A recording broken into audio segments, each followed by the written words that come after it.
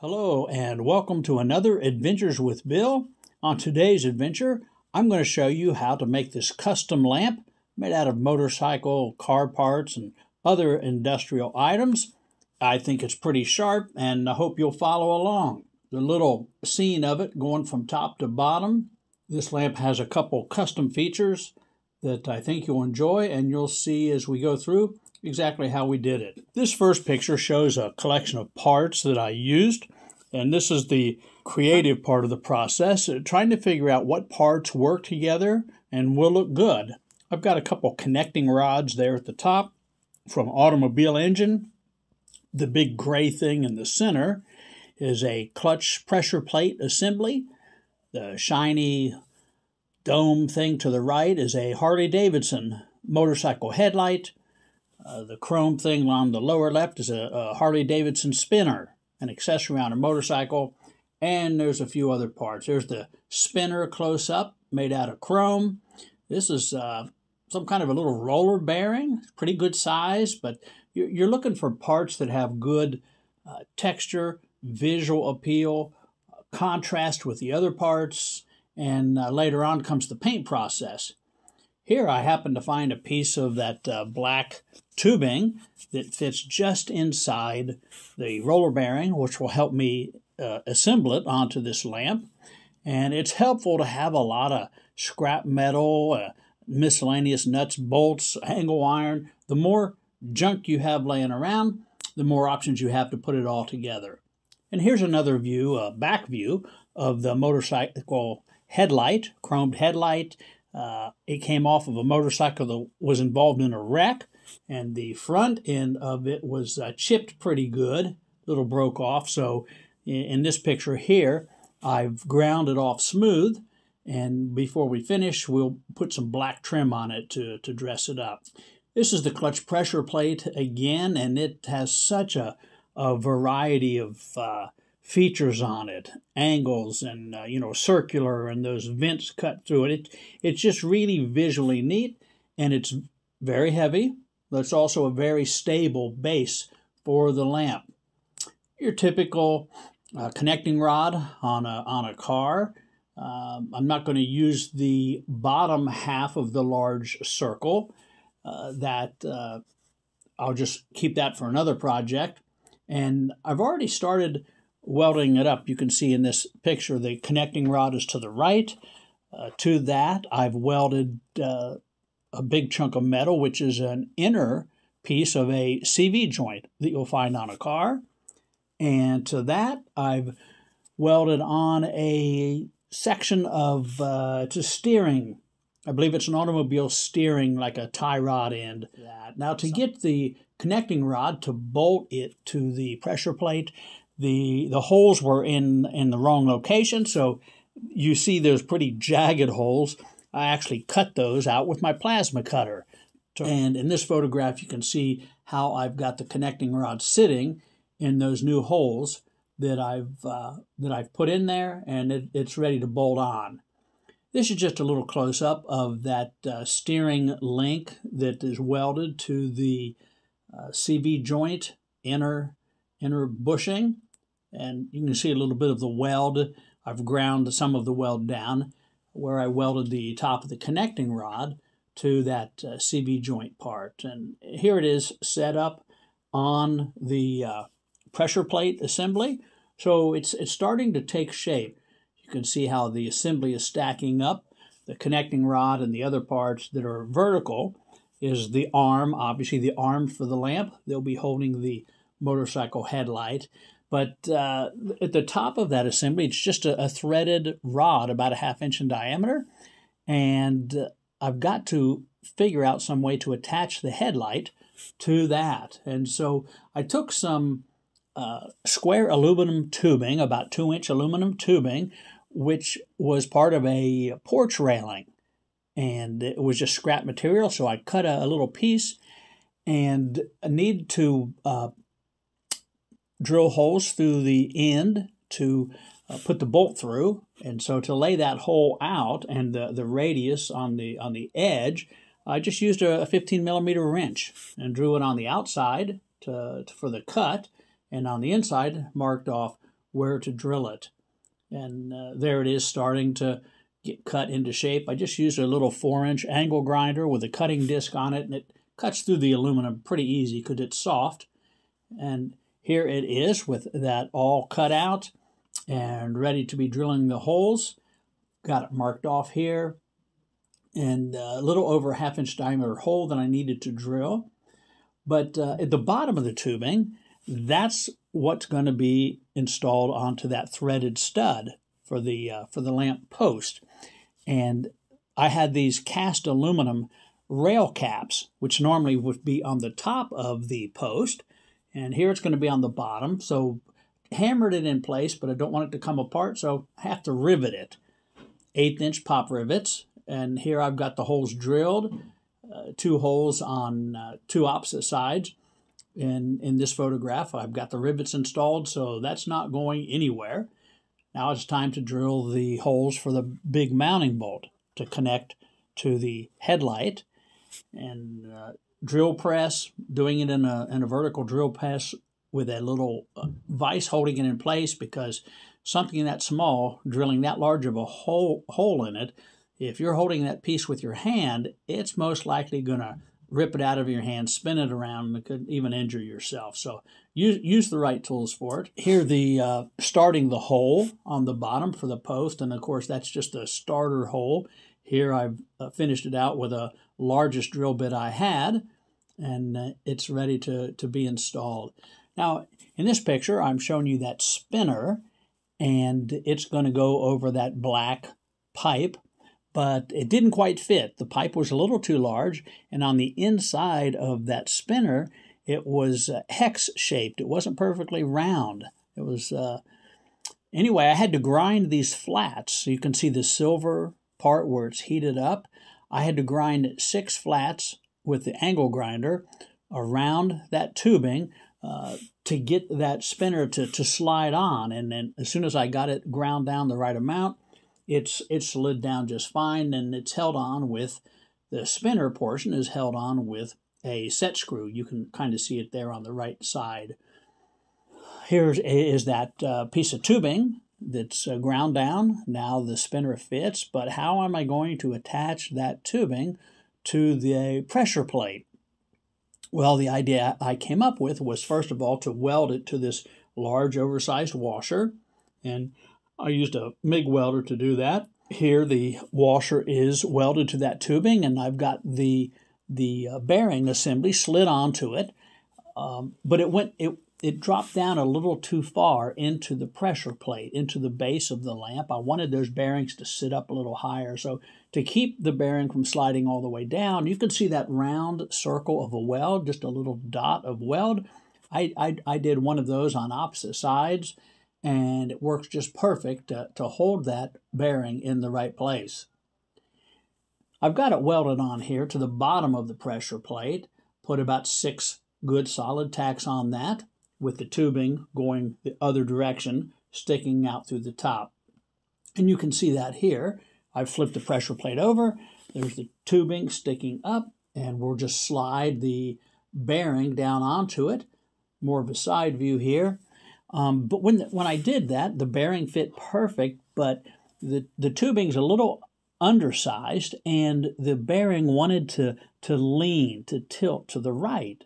So to keep it centered, up at the top of the bearing, I added just a little dot of weld on the side of that tubing. You can see it on the left-hand side. And then when I put the bearing on, as you can see in this picture, it's perfectly centered, and the spinner assembly drops down right to the top of it. And it's pretty cool because I call this a man cave fidget spinner, or for your office desk, because not only do the propellers on that chrome spinner turn and spin, but that bearing itself turns, and you can turn and rotate that with your fingers, keep you occupied. Here you can see the assemblies coming together. Nothing's painted yet, but the roller bearing and the spinner is on, the connecting rod, CV joint, steering assembly, and that top aluminum bracket that I made that the headlight's going to mount to. now has the aluminum bracket installed with a bolt through it, and that will allow the lamp to swivel. You can have it almost pointed straight down if you want, or if you need to, you can tilt it up to throw more light further out into the room. Here's just a little aluminum plate I made, and hammer punched some letters and numbers in it, and this is something I do on all my creations. This is SBB, Steampunk'd by Bill. My name is Bill, and this type of art kind of fits into the steampunk motif, and so the name of my products are Steampunk'd by Bill, and this is number 003, so it's the third lamp that I've made. Each one of these will have a sequential number on them. This is the buildup of how I'm attaching that aluminum bracket at the top for the lamp. I had to put a large flat washer onto the shaft. Then that aluminum bracket goes on. And the problem is that the nut on the far right that attaches, that holds it in place, that nut won't fit down inside of the cast aluminum end cap. It is too narrow. So I've got a spacer there. I cut out of some tubing to the right length, and that way the nut will fasten down tight on. And here you can see the end view. It's all assembled there. I got the nut tightened down, and it's ready to go. But one thing I had to do, that threaded portion I felt was too long. It would make the lamp head too high. So on the right, you can see I cut about an inch and a quarter of the threaded portion off, and it dropped that aluminum mounting bracket right down to where I think it should be. Now we're at the fun part of this project. It's all fun, but this is the painting part. And this is where you can be really creative. No color is right or wrong. It's just what looks good to you. And I've already got the pressure plate on the outside painted kind of a copper color. I did a bright silver undercoat so that the colors would be bright, but I wanted these fingers to be a contrasting color. So here I've got a couple coats of nice dark metallic blue on those fingers, as you can see. And here's the bearing that's going to slip down into the center of those blue fingers, and I thought be nice to have a little contrasting copper color on that. So when I start putting it together, there you go. You can see the roller bearing slip down in place, and spinning it with my fingers. And the contrasting colors, I think it looks pretty cool. It's just showing how that spinner fits on. You can spin it with your fingers. Just kind of a fun thing. And so now we have an overhead view. You can see the colors a little more accurately in this. And you notice on either side, the right and the left side, there's a chrome, like a lug nut on there. And so I thought that would just add a nice little touch, a little more chrome. A little more chrome is always good. Then the problem was how to install the light bulb into the lamp, because it had a little plug-in for a 12-volt automotive headlight, and this is going to be plugged into the wall, running on 110-volt AC. So I've got the wire routed in place through the headlight in this picture, and that is the socket, a light bulb socket.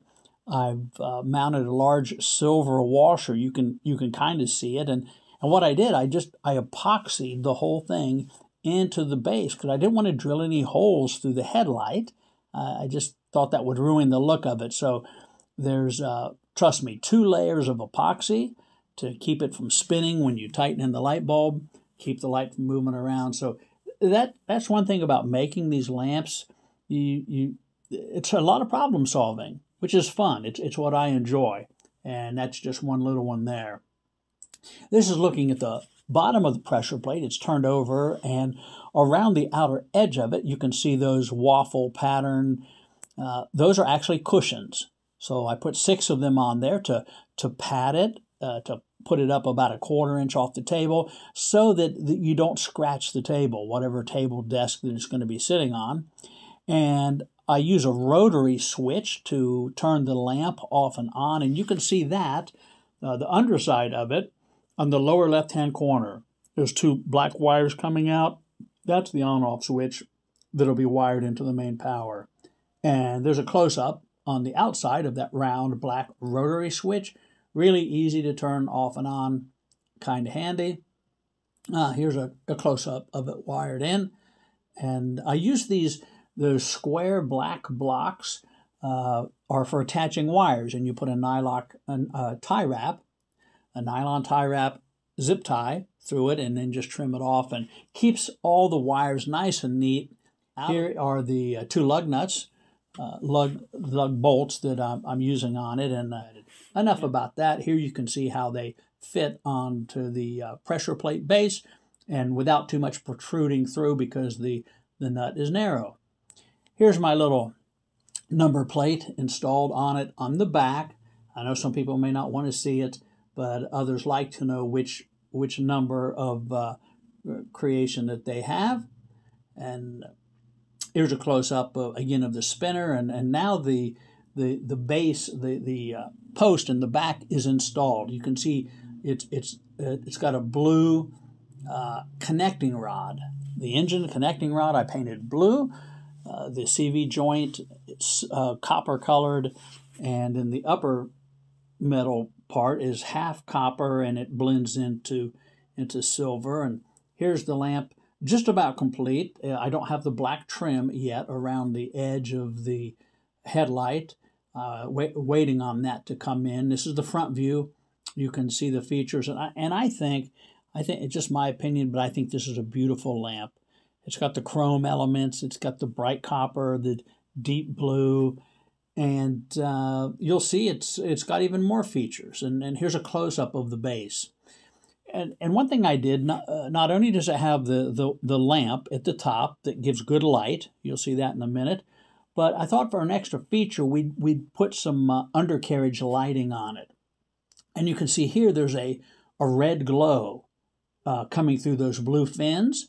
And what it is it's a little LED puck light where you can change the colors. And so here you see it in a blue, a bright blue, and it not only lights up through those metal fingers, but it casts a little blue glow around the base. And you can make it green, you can make it yellow, just about any color you would want. And here the light is on, the upper lamp is on with the white light.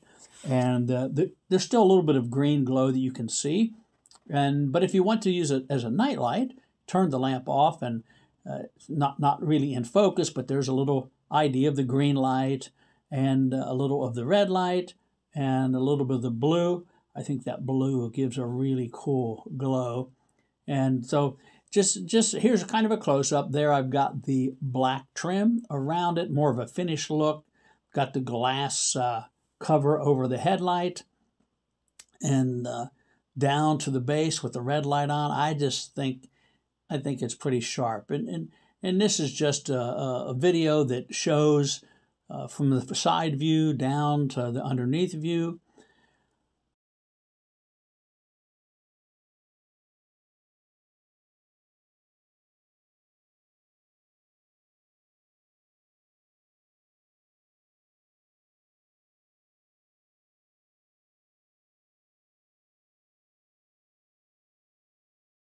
Onto the top, showing how the spinner spins and so on and so forth.